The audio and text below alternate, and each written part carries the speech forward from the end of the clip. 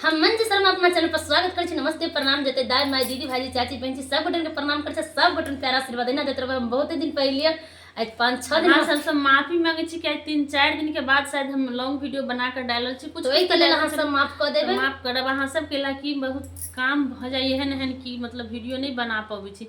आ रात में एहन भ जाय छै कि एते गर्मी छै हमरा सबके कि लाइट रहबे नहीं कर तक वीडियो कहाँ से। अहाँ सबके सपोर्ट जब मिलते तो इन्वर्टर जरूर लगा लेबे।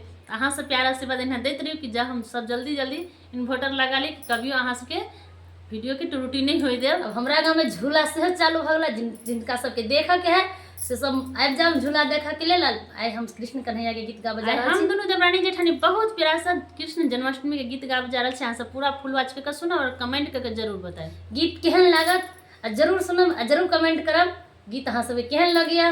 नहीं तो अहाँ सब बहुत प्यारा आशीर्वाद मिलल। हम ही सब हारि जाइ छी अहाँ सब जीत जाइ छी की कहू कि हम ही सब 2-4 दिन बीच में नहीं छली। काम में एहन काम हो जाए कभी कभी बिजी से मतलब कुछ कह नहीं पाबी छी। ध्यान हरदम रहे के ई काज करे के लेकिन मजबूरी एहन होई ना कह नहीं पाबी छी कुछ। कृष्ण जी जन्मा लेलखिन देवा किया गानामा कांस के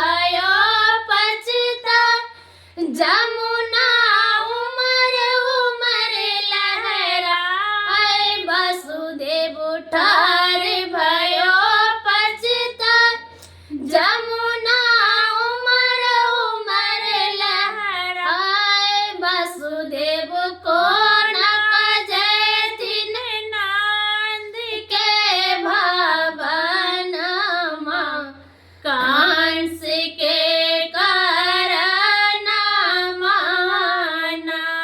वसुदेव को नक जैथिन नंद के भवन कंस के कारण कृष्ण चरण लियो लटका जमुना मान मन मुस्का कृष्ण चरण लियो लट